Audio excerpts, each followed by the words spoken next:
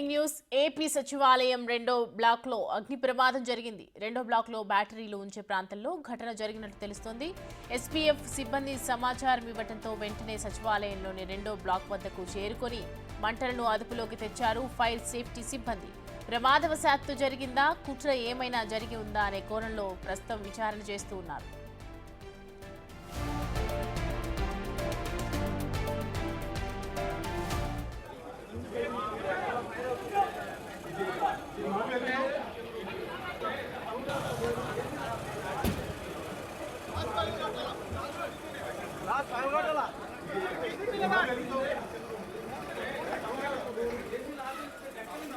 రెండో బ్లాక్లోనే deputy CM Pawan Kalyan, ఆర్థిక మంత్రి పయ్యావుల కేశవ్, పౌర సరఫరాల మంత్రి నాదెండ్ల మనోహర్, టూరిజం మంత్రి కందుల దుర్గేష్, దేవాదాయ శాఖ మంత్రి ఆనం రామనారాయణ రెడ్డి, మున్సిపల్ శాఖ మంత్రి నారాయణ, హోంమంత్రి వంగలపూడి అనిత పేషీలు ఉన్నాయి. అయితే తెల్లవారుజామున అగ్ని ప్రమాదం జరగడంతో సిబ్బంది ఎవరూ లోపల లేరని తెలుస్తోంది.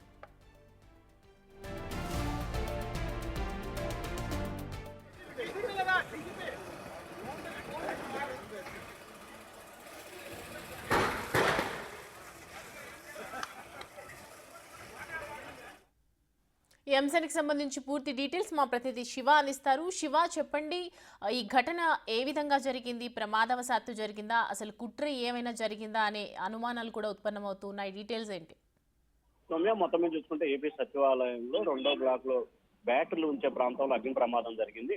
అయితే విషయం తెలిసిన వెంటనే ఎస్పీఆర్ఎఫ్ సిబ్బంది సేఫ్టీ అధికారులకు సమాచారం ఇచ్చారు. వెంటనే సచివాలయం రెండో బ్లాక్ వద్దకు అధికారులు సిబ్బంది చేరుకొని మంటలు నార్పే ప్రయత్నం చేశారు. అయితే ప్రమాదవశాత్తు ఈ సంఘటనలో ఎవరికి ఎటువంటి ప్రమాదం జరగలేదు. ముఖ్యంగా తెల్లవారుజామున 4 నుంచి 6 గంటల మధ్య ఈ ప్రమాదం జరిగినట్లు కూడా అధికారులు ప్రాథమిక అంచనా వేస్తున్నారు. అయితే ఆ సమయంలో ఎవరు ఉండరు కాబట్టి ఎటువంటి ప్రమాదం కూడా చోటు చేసుకోలేదు. అయితే సచివాలయానికి సంబంధించి ఫస్ట్ బ్లాక్ లో సీఎం చంద్రబాబు ఉంటే రెండో బ్లాక్ సంబంధించి అత్యంత హై సెన్సిటివ్ గా ఉన్న పరిస్థితి కనిపిస్తుంది. ఎందుకంటే రెండో బ్లాక్ సంబంధించి డిప్యూటీ సీఎం పవన్ కళ్యాణ్, అలాగే ఆర్థిక శాఖ మంత్రి పయ్యావుల కేశవ్, హోంమంత్రి వంగలపూడి అనిత, అలాగే మున్సిపల్ శాఖ మంత్రికి సంబంధించిన నారాయణ, దేవాదాయ శాఖ మంత్రి, అలాగే కందుల దుర్గేష్, నాదెండ్ల మనోహర్, దాదాపుగా 7 మంది కీలకమైన శాఖలకు సంబంధించిన మంత్రులు ఈ దీంట్లోనే ఉంటున్నారు. ఇటువంటి ప్రమాదానికి జరిగేదానికి సంబంధించి అధికారుల నిర్లక్ష్యం కొట్టుమిట్టొచ్చినట్లు కనబడతా ఉందని చెప్పి కూడా సిబ్బంది అయితే ఆగ్రహం వ్యక్తం చేస్తున్న పరిస్థితి కనిపిస్తుంది. ఎందుకంటే సచివాలయం చాలా హై రెడ్ జోన్ గా ఉన్న సెక్యూరిటీకి సంబంధించి కానీ మిగిలిన అంశాలకు సంబంధించి కానీ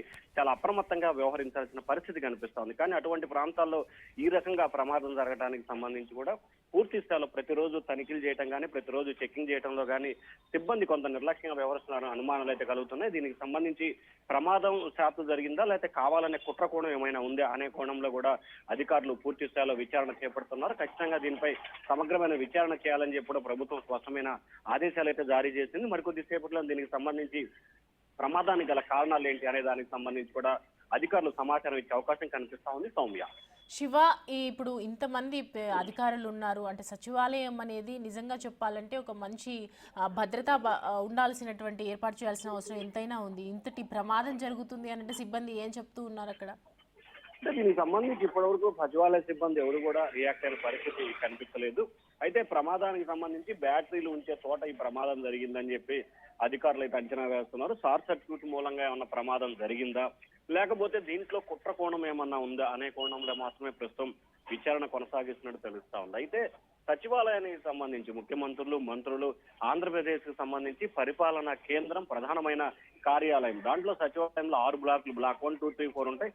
బ్లాక్ 1 సీఎం బ్లాక్ పక్కనే బ్లాక్ 2 కూడా ఉంటుంది. సో ఇటువంటి ముఖ్యమంత్రికి సంబంధించి కానీ మిగిలిన వారికి సంబంధించి కానీ హై సెక్యూరిటీ కల్పించాల్సిన ప్రాంతంలో ఇటువంటి ప్రమాదాలు జరగడం పట్ల అధికారుల నిర్లక్ష్యం కొట్టుమిట్టట్టు కూడా కనిపిస్తా ఉందనేది కూడా స్పష్టంగా అర్థమవుతుంది. మరి దీనికి సంబంధించి ప్రభుత్వం సమగ్రమైన విచారణకు ఆదేశించే అవకాశాలు అయితే కనిపిస్తా ఉన్నాయి. సౌమ్య, శివ, సో మొత్తానికి నిరంతర ప్రక్రియ కొనసాగుతూ ఉంటుంది కదా సచివాలయంలో వస్తూ పోయే వాళ్ళ కోసం ఏమైనా ఆల్టర్నేట్ గా ఏర్పాటు చేయడం జరిగిందా ప్రజెంట్ ఇది మరమ్మతులు కొనసాగే వరకు?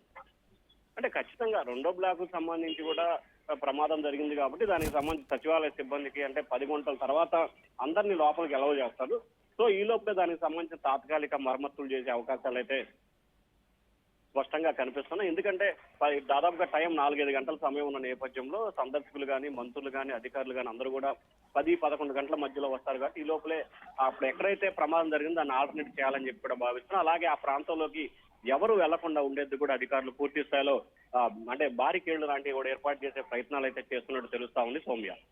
Right Shiva, thanks for the updates.